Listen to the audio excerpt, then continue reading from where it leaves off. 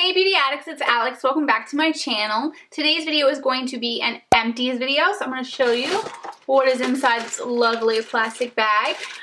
So I have some hair care products, some skin, actually not really any skin, just makeup wipes, and then just some other random makeup products. So let's just dig on into it, and I'll go just dig from the top to the bottom.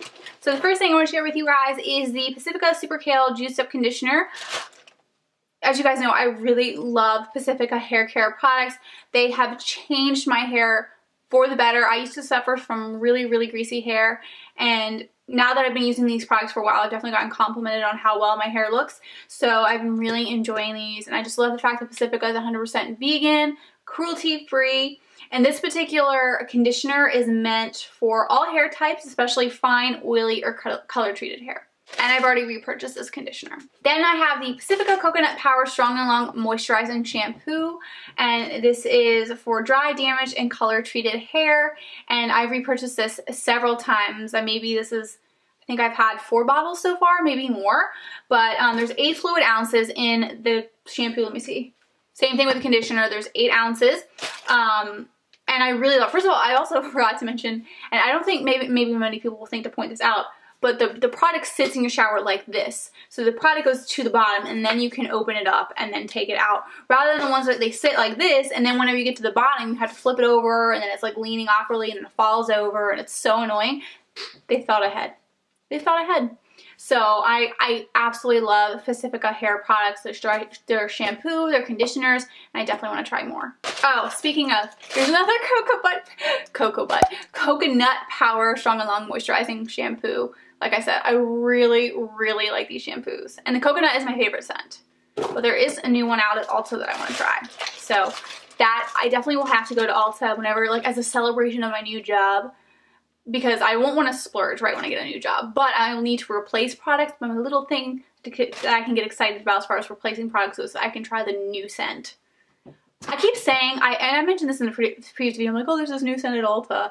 Well, let me just tell you what the scent is. I have to look it up. I can't remember what it's called, but it's in a pretty, I think a pink bottle. Pacifica. Ooh, yes. This is why I was excited. Okay, so it is in a pink bottle. It's called a Berry Preserve. So it says, gentle cleansing, low foam color support with Quinoa Berry Pro, your hair's knight in shining armor. Sulfate-free, color-treated, and damaged hair.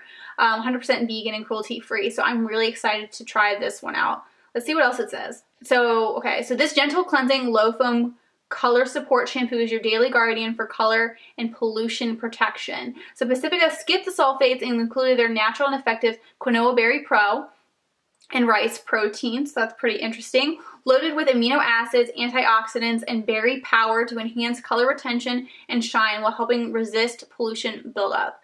Great for color treated and damaged hair. Ooh, I'm excited. A, the bottle, B, scent, and C, berry. That sounds awesome. So, yeah, I would recommend checking that out. I don't think it's probably on the Pacifica website and at Ulta, but I didn't see it at Target, nor online at Target. Then, the next product is the e.l.f. Makeup Remover Cleansing Cloths. I've repurchased this more times than I can count. I'm sure we're definitely in the double digits. We're definitely in the double digits. And I will continue to be repurchasing these makeup wipes. I don't know, for me, I'm like, I don't know if I could ever purchase anything else at this point. Like, I can't imagine myself wanting anything else, because maybe if this was like 10 bucks, I'd be like, oh, well, maybe I'll find something similar that's cheaper, but this is pretty darn cheap. I think you can get it for like $2 at Target. I think this was $4 at CVS. So you kind of have to it depends on where you go, but it's so affordable and very hydrating. So it's not like you're going in with a dry wipe. It's very wet. I don't know. It's very wet, which some people might not like, but I do because it gets everything off without tearing my skin up. And that's important. The next thing, which I just finished up right before I filmed this video, is the Wet n Wild Coverall Primer. I've mentioned this primer before. Not my favorite, not the worst. It's just okay. Nothing special about it. As a non-YouTuber, I would not repurchase it. As a YouTuber, I have repurchased it and may repurchase it again just so I can mix stuff up for you guys. Especially because I'm trying to find affordable vegan and cruelty-free products. You know, maybe if I had more money to spend on high-end primers, maybe I wouldn't even bother with this at all, period. But because of all of those things, I may repurchase it again, but it's not going to be something that I'm excited to repurchase. It's just going to be like, I just want to show you guys different options and be able to compare things to other products that I'm testing out. And that one is a little bit more lotiony compared to the ones that my number one favorite primer, which is from e.l.f. and it's their Mineral Infused, and that one's more gel. So if you're comparing, okay, I'm just gonna do a comparison for you. So we have the e.l.f. Mineral Infused Face Primer, which is a clear gel face primer, completely gel, slick, it just will slide right off your face. Then you have the e.l.f. Poreless Face Primer, which is a little gel-like, but also has a little lotiony products, a little cushion, it feels like. So it's not gonna slick right off on your face, but it's gonna feel smooth. More like a pillow, I would say. And then the Wet n Wild Coverall Face Primer is kind of like a lotion, almost like a suntan lotion kind of deal. Not as bad as like hard to rub, but it's like easy to rub in. So it's a little more loose than that, but it gives that more lotiony feel. So I should do an all about face primers videos. I did one a long time ago, but that was before I think I went cruelty-free and vegan. Definitely before I went vegan. So we'll have to do, I should do an updated video on that once I try more primers. So I wanna have more around for you guys. And then we have the Physicians Formula Newer Foundation. This one is in light, and I really did enjoy this foundation. I think the packaging is really cute. It does come with a pump, which is a huge bonus, and I think it worked great. The only thing I'm gonna say is, like, I probably, as a non-YouTuber, I wouldn't repurchase it because I really like the e.l.f. Acne Fighting Foundation, and that's cheaper. This is a little bit different. The e.l.f. Acne Fighting Foundation is a little bit more thick and more matte. This is a little bit more luminous, so maybe I would. I don't know. I just really love the e.l.f. Acne Fighting Foundation. For me, once I find something that works, sometimes I don't like to switch it up. I don't know, but as a YouTuber, I might repurchase this just because I want to be able to show you guys a variety of things and be able to compare how different things work. I did really like it though, so maybe I would. It's just the cost is what's getting me. I'm always like, if I can get it from e.l.f. and Wet n Wild, why would I buy anything that's more expensive? That's kind of like where I'm at right now. But if we're not talking about expense, then I've definitely repurchased this. The next thing we have is a ColourPop Super Shock Shadow, and this is Supermodel, and it's pearlized. So I still have a good bit left. The thing is, it's completely dried out. So I did hit pan, but it's very, very dry at this point. And I don't think that you can repurchase this product anyway. If I could, I don't think I would. I thought it was okay. Actually, you know what? When did this come out? Did this come out with the fall collection? I can't remember. But it was okay. Like, you could use it as a lid shade, a highlight shade, but it worked. There wasn't just any, like, but there wasn't something special about it. Like, there's some, like, I have plenty of stuff that I use on the brow bone and inner corner of my eye. I'm like, ooh. But this was just kind of more simple. It wasn't really standing out too much to me. And it dried up pretty fast compared to other ones that I was using. So this is definitely something that I did take with me on the go whenever I was, you know, doing my makeup on the go before. But only kind of to use it, not necessarily because it was like a favorite. So this was definitely not a favorite of mine. It's still a great eyeshadow, but it's not one that I would repurchase. So I think there's other options, and even if there, you know, wasn't other options that I've already tried that I would rather repurchase, I'd rather try something new. Next is the, oh, this is a funny one. This is the ColourPop Cream Gel Liner in Exit, and I don't have any product to show you because there's nothing in it. Because I used the rest of this up whenever I did my Jack Skellington makeup tutorial, so I didn't have everything that I needed to do that makeup tutorial, so I kind of like just picked things out that I had and did my best to create it. And I used an ColourPop liquid lipstick in Friday, and that worked great. But I didn't have that much white option, so I went with this ColourPop gel liner and penciled it all over my face, and I ran out like partway through the tutorial and tried to how to make up for it. And I knew that I was probably going to use it up, so I tried to stay in the center of my face and then work my way out with it. But I mean, if I did the full tutorial, I probably would need this whole tube, but I had already used it. I had already used it before, so, but it was kind of fun trying to use unconventional products that way, because typically people would just go for paints, but I used a liquid lipstick and a liner. But I definitely want to repurchase this because I really liked it. ColourPop, the only thing about ColourPop gel liners is that they break kind of easily, so I wish they were a little bit more, you know, sturdy. But then again, if they were more sturdy, maybe they wouldn't be as pigmented. So I don't know, hopefully ColourPop can like maybe reformulate them. I've noticed that some are better than others. I think I struggled more with the black one, which sucks, than I did with any other one. And this one kind of broke a little bit too. So you got to make sure that you twist it only a little. I don't know why I'm trying to show you how to twist it because there's no product left. But you want to twist it so it's just enough that you can put something on your eye, but not like too much where it could like break off. So, but other than the fact that it breaks easily, I do really like ColourPop gel liners just because they're very pigmented and they come off easily. You're not like really hurting your face to get it on. So yeah, kind of mixed feelings, but overall I really like ColourPop gel liners. And I love the color section. And as I mentioned in my Christmas wish list, I have this Anastasia Beverly Hills brow pencil, and the writing is not on it anymore, so I have absolutely no idea what shade this is because, you know, my hair has changed over time. My hair color's changed over time, so I've, you know, switched up my brow pencil based off the color changes, and I've tried, you know, different types of things, darker, lighter, warmer, cooler. So I'm like, I have no idea which one this is. I want to say it's like a blonde or a taupe.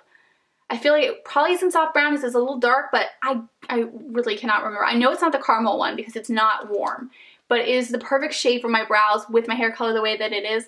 But I don't know which one it is. So I've got to figure it out. I'm not going to be repurchasing this anytime soon, but down the road, if I'm like, okay, you know, I wouldn't mind spending a little extra money on a brow pencil, then I'll definitely pick this one up. The only reason why I wouldn't pick up this one is just for money reasons, but if I had more money to spend and it wasn't that big of a deal to me as it is now, then I would definitely pick this up because I think Anastasia brow pencils are the best brow pencils out there, particularly the Brow Wiz. I haven't tried the Definer. Let me know down in the comments if you've tried both and whether you prefer the Brow Wiz or the Definer. The next brow product is the e.l.f. brow pencil, and that's what I'm wearing today. So I've gone through, I don't know if this was my first or second one that I went through, and then I got another one. So I've had either two or three of these, but the color is perfect now that my hair is a little bit darker. It was a little too dark whenever I got super blonde, but now that I have some dark color in my hair, this is great. It's a great color. The pencil's okay. I like the pencil and the actual brow brush better with the Anastasia Beverly Hills Brow Wiz, but this still works fine. The brow pencil works fine. The color is good. So it's easy to apply, and it's not like I'm really pressing hard and pulling out my skin. It's also not too creamy that it gets off everywhere. So it is a good formulation. I think I prefer the Anastasia one, but if you're trying to save money, this works great. But the only thing is, I think they only have like 3 shades maybe. Then the last brow product I'm going to talk about is the e.l.f. Wet Gloss Lash and Brow Clear Mascara. So well, actually, technically I'm not done with this because the eyelash side is still full. I kind of didn't think about that. But I don't really think I'm going to use it just because I don't really want to coat my lashes. I'm not like really into doing that. Do you guys coat your lashes with clear gel? And like, do you do it before or after you put on mascara? Like, let me know why you would do that. It's just kind of like, I don't see the point in doing it.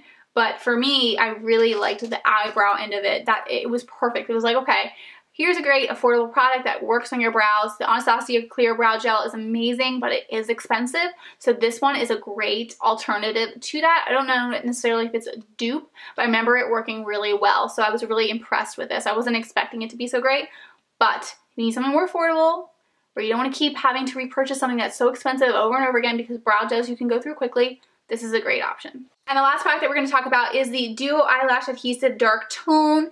And there's still actually a lot of product in here, but something in the cap, not the cap, but like the little tubey thing that expels the product is broken. So I can't, like, first of all, it's broken. Second of all, whenever I like press on it, like I'll insert a little video if I still have it. I mentioned this in the previous video, but it like bubbled out and like the product, it's just not coming out. So I don't know what to do. Maybe I just need to cut it. If you guys have any suggestions, if you've ever had like a tubey thing like this break, like maybe I just need to cut below the crack and maybe it'll come out. But part of me is like, is it dried out? I don't know. But right now I can't use it.